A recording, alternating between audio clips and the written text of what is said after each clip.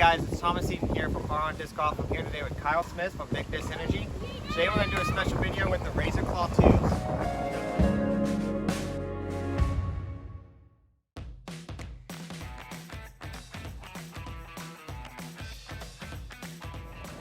Alrighty, so we're going to play 6 holes for you today. Thomas is going to be showcasing the Razor Claw 2 forehand. I'm going to be throwing all backhands. We're going to throw every shot, tee to basket, with the Razor Claw 2 one disc challenge. Hole 1, we got a par 3, 272 feet. Let's see how it goes.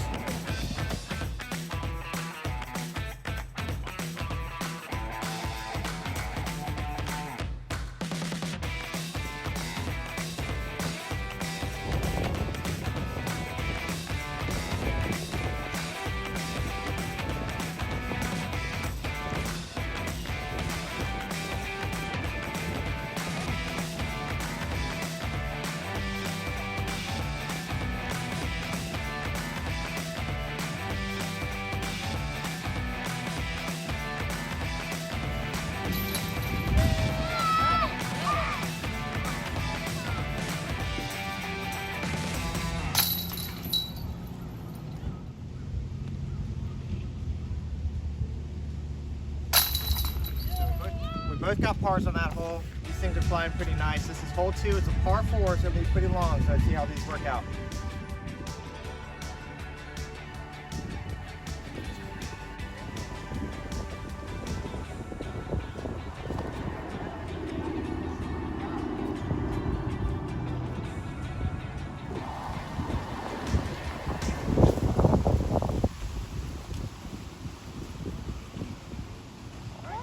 Let's go get them. Yes. All right, how's your throw so far? What do you think? So it's a little bit less stable as I thought it would be.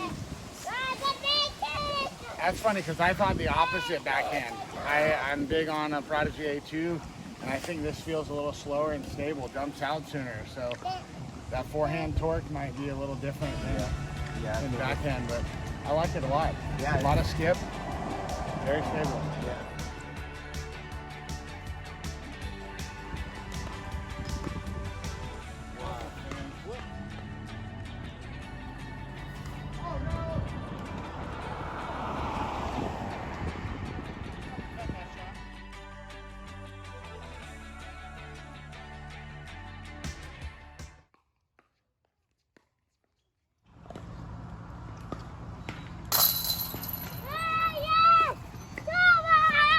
So on my upshot, I kind of threw it a little bit too hard and kind of hit the fence and bounced off. I got a good bounce and was able to just do a little chip up.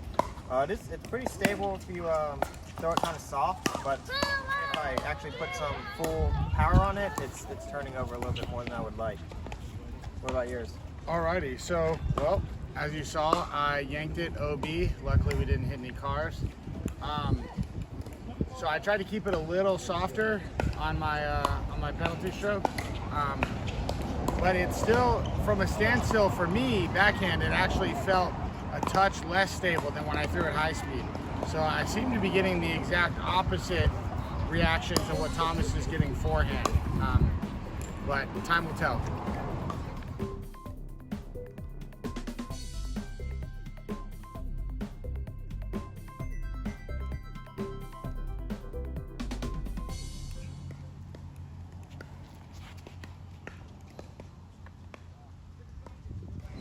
So on my shot, I kind of threw it a little bit softer, just trying to hit the gap, and it actually flew pretty well. I like that flight. It's kind of, it goes straight. It's like wants to go straight, but it also has a huge fade at the end.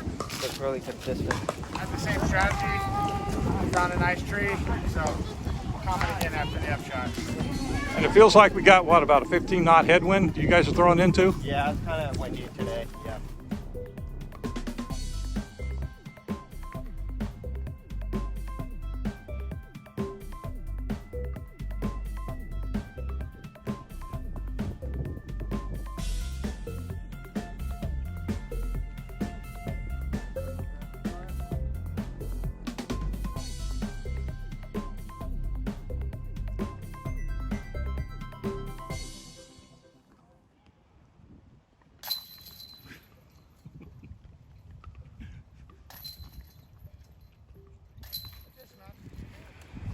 All right, so that was a little bit longer of a hole, so we got to really test out our upshot. I tried to go straight at the basket, and it did exactly what I wanted to. This thing's got a nice little glide, but I think that might have been due to the headwind that we're throwing into, so it's going a little bit straighter than I thought, and it's not really trying to dump as hard as I would have imagined. Well, I love the feel of this plastic, so that's a big positive.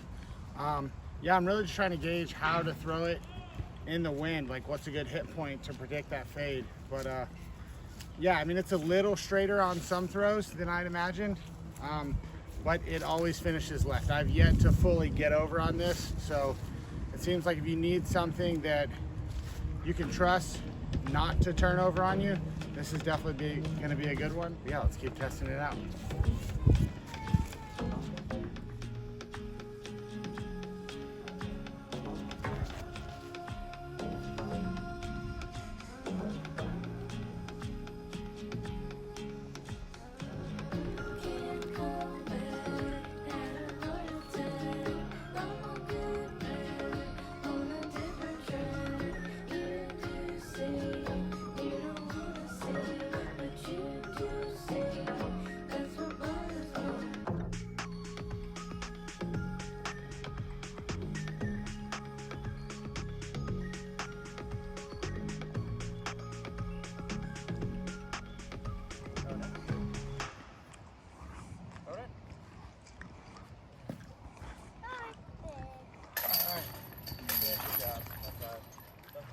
All right, so that one, I had a pretty easy upshot. It's probably like 150 feet away.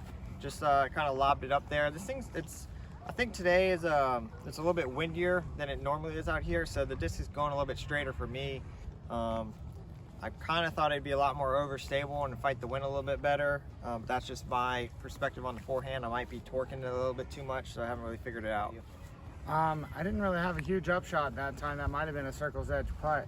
I doubt many people will be truly putting with this, but if you wanted to, you know, be reliable in the wind. If you just needed to pitch up, get your par, make sure you had a safe shot, land near the basket.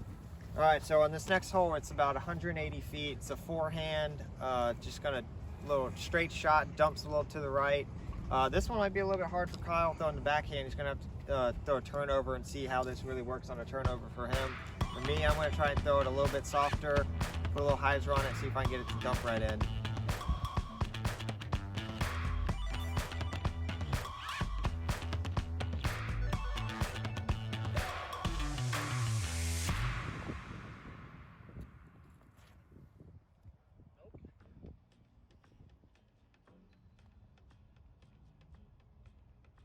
Alrighty, so this hole really favors the forehand, so that worked out perfect for Thomas. I tried to see if I could force over on it a little bit and just get it to sit down, and it just fought out of it. So this is not going to be a turnover disc.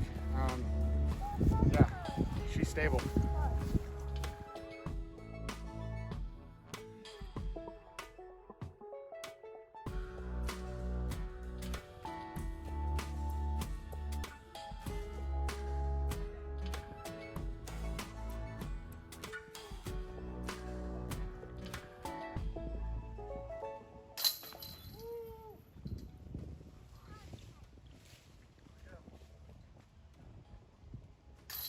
Really had upshots on that one. That was kind of a shorter hole, so we kind of just had like little putts. We kind of have mixed thoughts on it. I thought it'd be a little bit more overstable. Kind of iffy on me. But I like the disc a lot. Pretty stable backhand. I can't seem to get over on it. So we're here at the last hole. 320 feet. There's a lot of airspace, so I'm gonna actually try and give it a big flex shot and just see if it dumps out.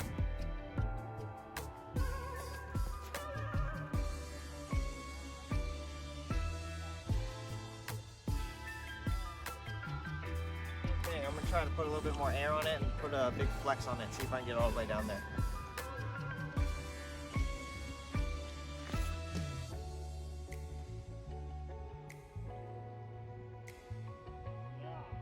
All right, so that was actually a really fun shot. I put a little anhyzer on it and just let the disc do the work. It flexed out a little bit, then right towards the end it got stability back.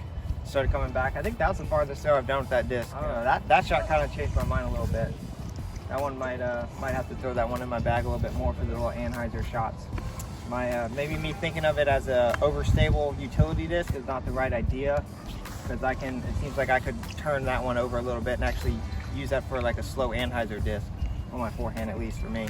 That was definitely by far my longest shot. I gave it a good bit of ante and it just full flight, but then dumped back out real nice. And I think we're inside circle one, so I enjoyed that shot a lot. I'm definitely going to give this some more time in my bag.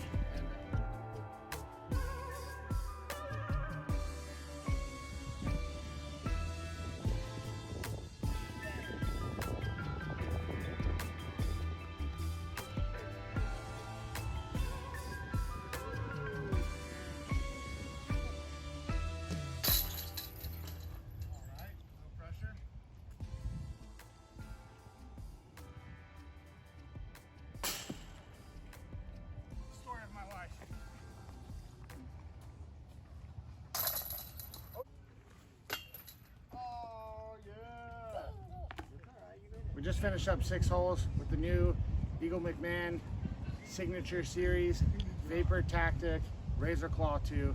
That's a mouthful. I enjoyed this disc a lot. It's a little bit hard to read for me, but I think after playing 6 holes, for me, backhand, I think this has more high-speed fade. Whereas if I'm trying to throw a standstill and backhand and upshot, it feels a touch straighter. I don't understand the science of how that works, but that's the impression I got. I thought it was going to be a lot more overstable than it actually was. So I think my observation going in was thinking that it was going to be really overstable. I was going to throw it as hard as I could forehand. It was just going to go straight, and it would just be like an overstable kind of fairway drive. It kind of fights the turnover a little bit, so it's got a slow turn. One last question on it. Do you have any? What other disc would you compare it to? I think it's its own disc by itself. The Zone is a little bit more overstable. The Gator is a little bit more overstable when I throw it in the headwind. That thing kind of didn't really fight the wind too hard and kind of just went wherever the wind was taking it. I tried to throw it straight and flat as I could, and it was still turning over.